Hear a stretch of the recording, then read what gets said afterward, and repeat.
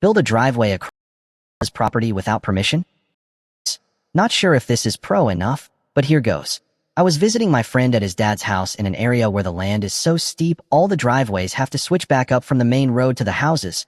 A straight driveway is not an option because it would be steeper than the building code allows. A few doors down the road there lived a nice old couple who until recently had had a vacant lot next door to them. But the lot had sold, and the new owner had started construction on a new house. Unfortunately, the lot was so steep that the new owner built his driveway partly on the old couple's land. It was carved out of the hillside with an excavator. This probably wouldn't have been a big deal if the new owner had approached the old couple first and asked nicely, but did he? Would I be telling this story if he had? In fact, the old couple had no idea what was happening until they came home one day to see a huge scar in the hillside snaking up from the road in front of their house, across the corner of their property, and winding upwards to where an excavator was working to prepare the land for their new neighbor's house.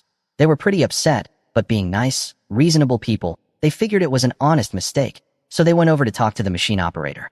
He didn't know anything useful, but he was happy to give them the phone number of the new property owner. The old guy gave him a call and politely explained the situation, but his new neighbor, whom he'd never even met, was having none of it.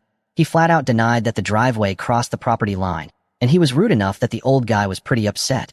At this point, the old couple weren't sure what to do. They double-checked the property pins to make sure they were right, and of course they were. But after further conversations with the new owner, it was clear he was an unreasonable guy who wasn't going to come to the negotiating table willingly. The old couple didn't want to take legal action because that would have been expensive and, frankly, the damage to their yard was already done.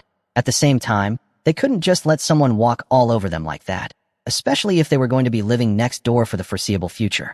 So the situation stewed for a while as construction continued on the new house, until one day when my friend's dad saw the old couple in the neighborhood and they started chatting.